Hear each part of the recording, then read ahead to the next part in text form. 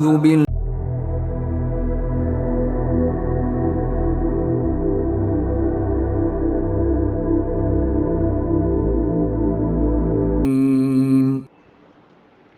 اعوذ باللہ من الشیطان الرجیم بسم اللہ الرحمن الرحیم رب اشرح لی صدری ویسر لی امری واحلل عقدۃ من لسانی یفقہوا قولی رب زدنی علما رب زدنی علما رب زدنی علما آمین یا رب العالمین۔ پچھلے سبق میں ہم نے آیت نمبر 34 تک پڑھی اور آیت نمبر 34 تک میں ہمیں حضرت آدم علیہ السلام کی پیدائش کا واقعہ پڑھا، جس میں کہ اللہ تعالیٰ نے بتایا کہ کس طرح ہم نے آدم کی تخلیق کی اور آدم کو علم کی وجہ سے فضیلت دی اور تمام فرشتوں سے کہا کہ وہ ان کو سجدہ کریں، تو سوائے ابلیس کے سب نے سجدہ کیا۔ تو یہاں یہ مغالطہ نہیں ہونا چاہیے کہ بلکہ ہو سکتا ہے اکثر لوگوں کو کہ شاید ابلیس بھی فرشتہ تھا، لیکن وہ فرشتہ نہیں تھا بلکہ وہ جنوں میں سے تھا، کیونکہ سورہ کہف میں ایک جگہ اللہ تعالیٰ نے یہ خود واضح کر دیا اور بتا دیا کہ وہ ابلیس جو تھا وہ جنات میں سے تھا۔ تو جنوں میں سے ہونے کی وجہ سے اس کی عبادات اس نے اس قدر زیادہ کی اور اتنا زیادہ مقرب ہو گیا کہ اس کا آنا جانا ملائکہ کے آسمان کے جو ملائکہ تھے ان کے ساتھ ہونے لگا اور وہ ان میں شامل ہو گیا۔ تو اب ہم آیت نمبر 35 پڑھنا شروع کرتے ہیں۔ بسم اللہ الرحمن الرحیم۔ اور قلنا نا ضمیر متصل ہم نے کہا، کس نے کہا؟ اللہ تعالیٰ نے۔ وقلنا اور ہم نے کہا، یا آدم اسکن، یا اے آدم اسکن، دیکھیں اسکن تم رہو، تو یہاں سکونت لفظ اردو میں ہم بولتے ہیں رہنا، رہنے کی جگہ، تو اسی سے نکلا یہ لفظ یا آدم اسکن، اے آدم تم رہو، انتا تم، وزوجک الجنتا اور تمہاری بیوی جنت میں۔ تو زوج مانے بیوی، کاف لگی ہے، یہ بھی ضمیر متصل ہے آپ کا، وزوجک اور آپ کی زوجہ جنت میں، یعنی اللہ تعالیٰ نے آدم سے کہا کہ آپ اور آپ کی بیوی جو ہیں دونوں آرام سے جنت میں رہیں۔ تو اب اکثر لوگوں کے نزدیک یہ جنت جو ہے وہ کیا کہتے ہیں، اکثر حضرات کے نزدیک یہ جنت کہیں آسمان میں ہی تھی اور آسمان میں ہی حضرت آدم علیہ السلام کی تخلیق ہوئی۔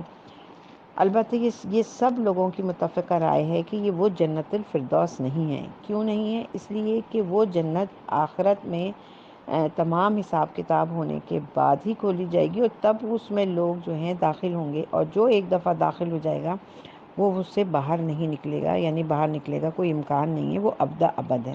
تو اس کا مطلب ہے، اچھا کچھ لوگوں کی رائے یہ ہے، وہ یہ سمجھتے ہیں کہ یہ تخلیق کیونکہ آدم کی مٹی سے ہوئی ہے اس لیے زمین میں ہی کسی جگہ پر ہوئی ہوگی، اور وہیں پہ کوئی اونچا مقام تھا، کوئی اونچی جگہ تھی، ہری بھری جگہ تھی، وہاں بے شمار پھل فروٹ ہر چیز موجود تھی وہاں پہ، ان کے آرام آسائش کے لیے موسم بہترین تھا۔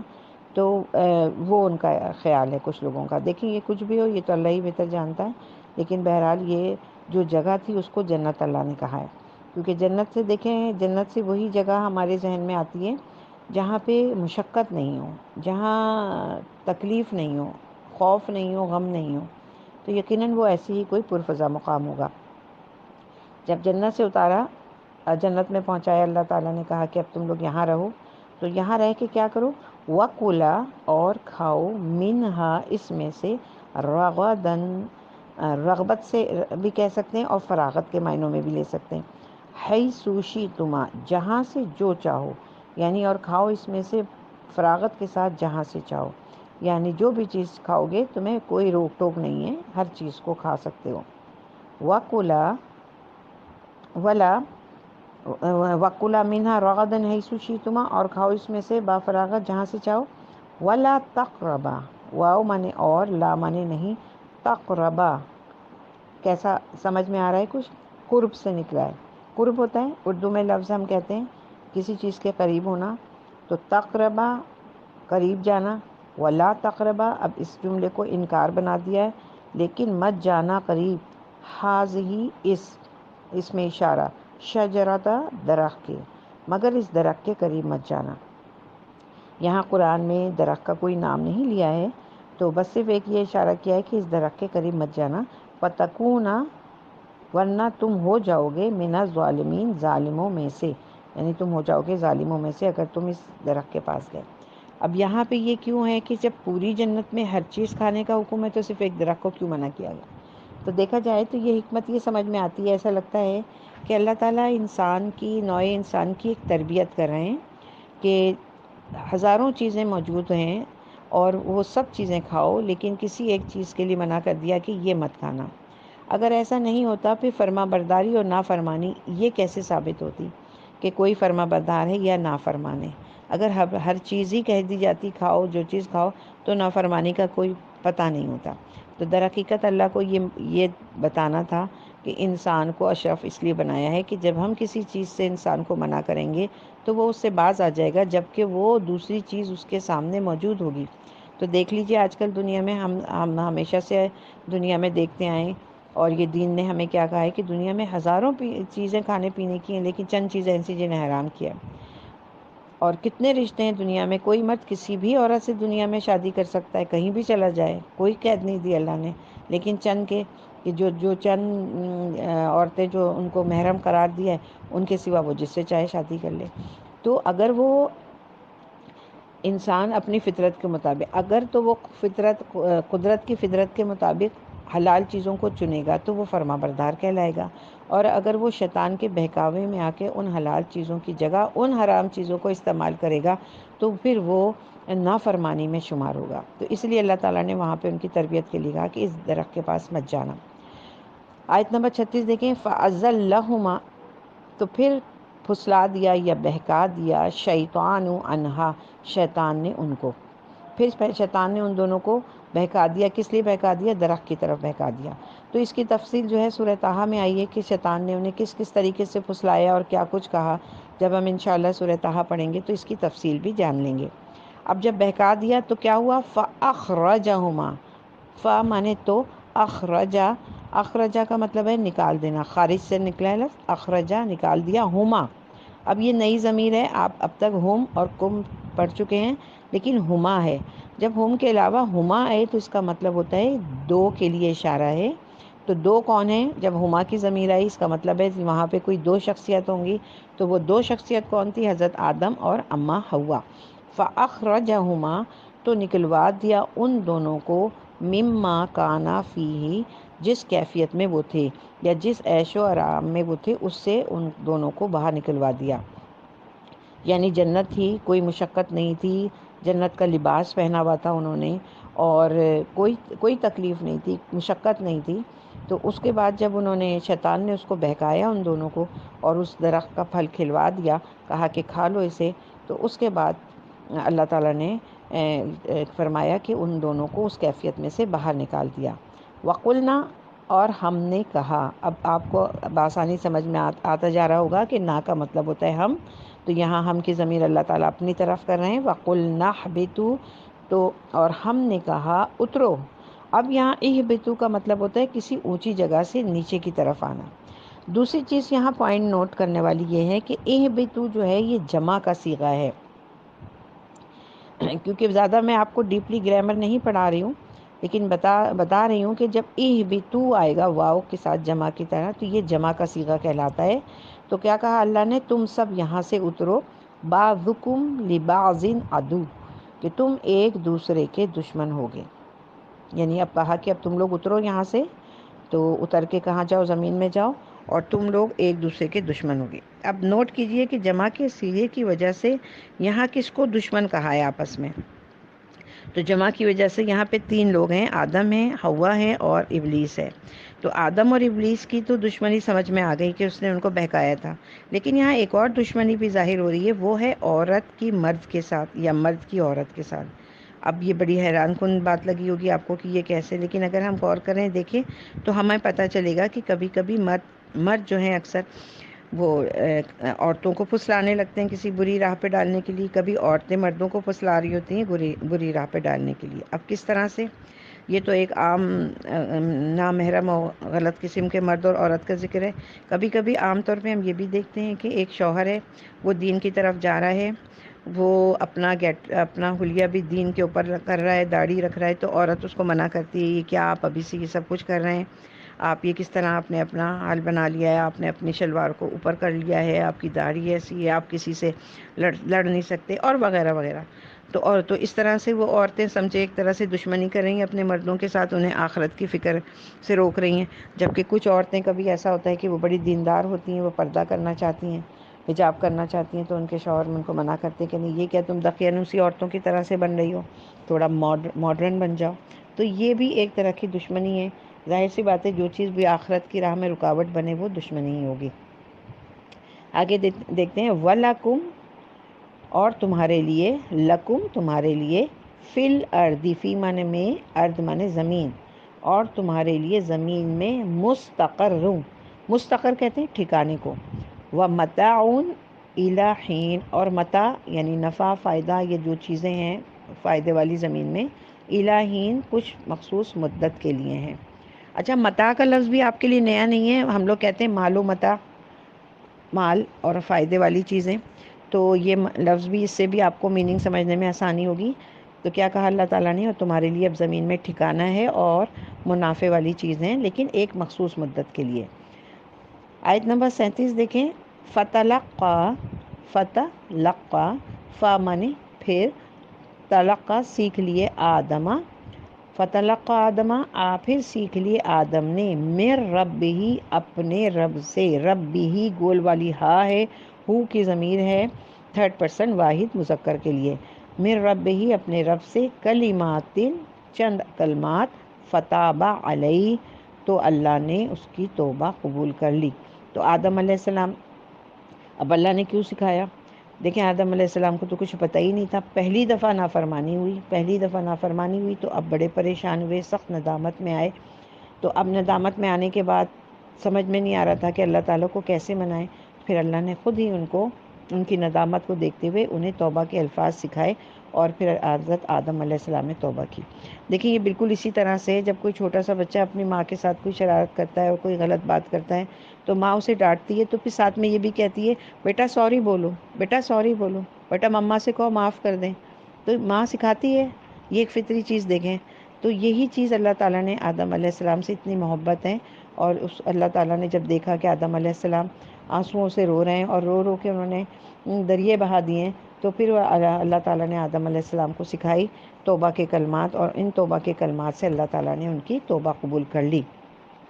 آگے بہت خوبصورت جملہ ہے، دیکھیے، انہو یقیناً وہی، ہوا التواب الرحیم، وہی بہت زیادہ توبہ قبول کرنے والا اور رحم کرنے والا ہے۔ یہاں پہ ایک بات دیکھیے کہ دو ضمیریں ایک ساتھ آئی ہیں، انا مانے یقیناً، اس کے ساتھ ہو کی ضمیر یعنی اللہ کی طرف اشارہ ہے کہ وہ، یقیناً وہ، اور پھر دوبارہ ہوا التواب الرحیم، تو گول والی ہاتھ جو ہے وہ ضمیر متصل ہے، اور یہ ضمیر منفصل الگ لکھی جانے والی۔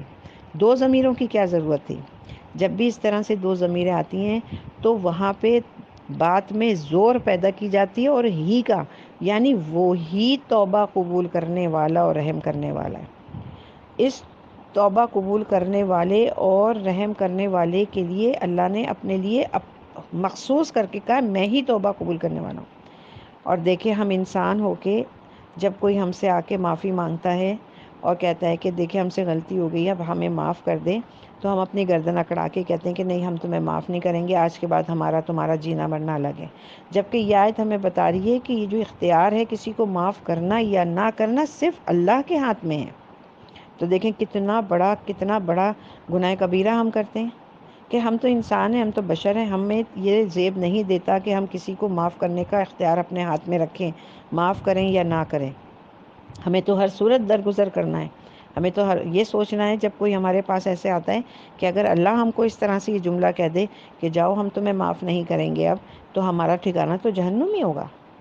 تو اپنے اندر یہ تبدیلی لانی ہے، اپنے اندر یہ نرمی لے کے آنی ہے، اور اس بات پہ ہمیشہ ڈرنا ہے، ہمیشہ ڈرتے رہنا ہے کہ کبھی بھی اس طرح کا تکبر ہمارے دل میں نہیں آئے کہ ہم کسی کو یہ کہہ دیں کہ جائیں ہم آپ کو معاف نہیں کرتے۔ اللہ تعالیٰ ہمیں اس قسم کی حرکت کرنے سے محفوظ رکھے، آمین۔ آیت نمبر 38 دیکھیں، قُلْ نَحْبِطُوا، قُلْ نَحْ ہم نے کہا بیتو، یہ لفظ پہلے بھی ابھی آ چکا ہے، بیتو جمع کا لفظ ہے کہ ہم نے کہا تم سب کے سب اترو، منہا جمیعا، سب کے سب جتنے بھی ہو تم سب یہاں سے اتر جاؤ۔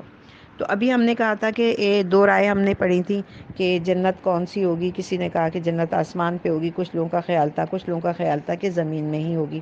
تو ان دونوں خیال کے مطابق اگر تو جنت آسمان پہ ہے تب بھی اس کا مطلب ترجمہ یہی لیا جائے گا کہ نیچے اترو، یعنی آسمان کی جنت سے نیچے زمین پر آ جاؤ۔ لیکن اگر زمین پر ہی ہے کوئی جنت تھی تو یقیناً کسی اونچی جگہ ہوگی، تبھی کہا گیا ہے کہ نیچے اترو تم سے سب کے سب یہاں سے۔ وَإِمَّا، اب جب نیچے اترو تو پھر اللہ تعالیٰ نے پھر ایسے ہی نہیں اتار دیا بلکہ ایک ہدایت نامہ دیا اور ایک بات بتائی۔ کیا بتائی؟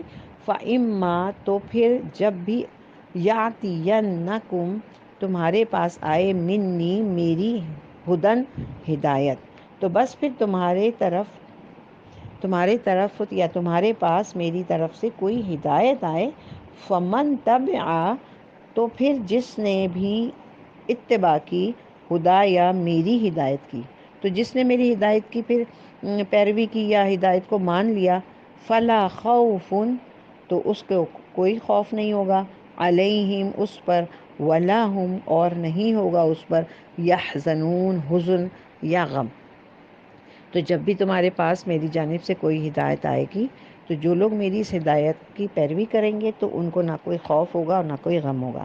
گویا کہ اللہ تعالیٰ نے ایک منشور بنا کے ہمیں دے دیا ہمارے ہاتھ میں، ہمیں سمجھا دیا کہ دیکھو اب تم زمین پہ جا رہے ہو، رہو وہاں پہ، ایک مدت جو ہے وہ بھی متعین ہے، ہمیشہ نہیں رہنا ہے، وہاں پہ رہو، لیکن کرنا کیا ہے، وہاں بالکل آزاد نہ ہو جانا، بھول نہیں جانا ساری باتوں کو، اللہ کو بھول نہیں جانا، بلکہ جب بھی میری طرف سے کوئی ہدایت آتی رہے گی، اور یقیناً آتی رہے گی، تو اس ہدایت کی ضرورت کیوں پڑی؟ سوچنے والی یہ بات ہے۔ ہدایت کی ضرورت اس لیے پڑی کہ شیطان نے اللہ تعالیٰ سے یہ وعدہ کیا کہ میں ابن آدم کو، آدم کی اولاد کو بہکاتا رہوں گا، تجھ سے دور کرتا رہوں گا، تیری نافرمانی پہ اکساتا رہوں گا۔ تو جب وہ ایسا کام کرے گا، وہ ہم سے دشمنی کرے گا، تو اب کیا اللہ نے ایسے ہی چھوڑ دینا اپنے بندوں کو؟ نہیں، اللہ نے کہا میرے جو نیک بندے ہوں گے، جو میری ہدایت پہ عمل کریں گے، وہ کبھی تیرے بہکاوے میں نہیں آئیں گے، اور جو تیرے ساتھ ملیں گے، تیرے ساتھ کفر کریں گے، میں تجھ سے اور ان تمام لوگوں سے اپنی جہنم کو بھر دوں گا۔ آگے آیت نمبر 29 میں فرمایا والذین کفروا، اور جو کفر کریں گے، اولئک، وہ سب، اصحاب النار، صاحب کی جمع ہے اصحاب، بہت یعنی سب لوگ، تو وہ کون ہیں؟ تو وہ جہنمی ہوں گے۔ اولئک اصحاب النار، وہ اصحاب جو ہیں وہ لوگ جہنمی ہوں گے، ہم فیہا خالدون، وہ اس میں ہمیشہ رہیں گے۔ تو یہ آیت نمبر 29 کے بعد ہمارا یہ رکوع مکمل ہو گیا ہے۔ تو آپ نے دیکھا کہ اس رکوع میں اللہ تعالیٰ نے در حقیقت ہمیں آدم علیہ السلام اور ابلیس کا واقعہ بتا کر ہمیں یہ بتایا ہے کہ دیکھو تم دنیا میں جب آئے ہو تو ایک مقررہ مدت کے لیے آئے ہو، تمہارا اصل ٹھکانہ جنت ہے، تمہیں اصل میں جنت ہی میں رہنا ہے، واپس وہیں جانا ہے، لیکن مسئلہ یہ ہے کہ تمہارے ساتھ پیچھے لگا ہے شیطان، جو تمہارا دشمن ہے، اور اس کی کوشش یہ ہے کہ وہ تمہیں جہنم میں پہنچا کے ہی رہے گا۔ تو اس کی، ابلیس کی اور انسان کی دشمنی ازل سے ہے اور ابد تک ہی رہے گی، کیونکہ اس نے اللہ تعالیٰ سے مہلت مانگی ہے قیامت تک کی، اور اللہ نے اسے مہلت بھی دے دی ہے۔ تو ہمیں اب کیا کرنا ہے؟ ہمیں یہ کرنا ہے کہ اللہ کی طرف سے آئی ہوئی ہدایت قرآن کی شکل میں جو ہمارے پاس ہے اسے پڑھنا ہے، نہ صرف پڑھنا ہے بلکہ اسے سمجھنا ہے، اور اس کو پڑھنے اور سمجھنے سے ہمیں دو باتوں کا علم ہوگا، ایک تو یہ کہ ہمیں سیدھے مستقیم پر کس طرح چلنا ہے، اور دوسرا یہ کہ ابلیس کی چالوں سے کس طرح بچنا ہے۔ یہ دونوں ہی بہت امپورٹنٹ ہیں، بہت اہم سوال ہیں، اور ان دونوں سوالوں کو حل کیے بغیر ہم آخرت میں کامیاب نہیں ہو سکتے۔ تو اللہ تعالیٰ سے دعا کریں گے کہ اللہ تعالیٰ ہمیں شیطان کے شر سے بچائے، پھر اس کے ساتھ جو ہمارا نفس ہے ہمیں اللہ تعالیٰ نفس کے شر سے بچائے، ہمیں تکبر سے بچائے، ہمیں کبر اور بڑائی سے بچائے، ہمیں دکھلاوے سے بچائے، اور ہمیں اپنی سیدھا اور سچا راستہ دکھائے، ان لوگوں کا راستہ دکھائے جن پر اللہ تعالیٰ نے اپنا انعام فرمایا ہے۔ آمین یا رب العالمین۔ صدق اللہ العظیم۔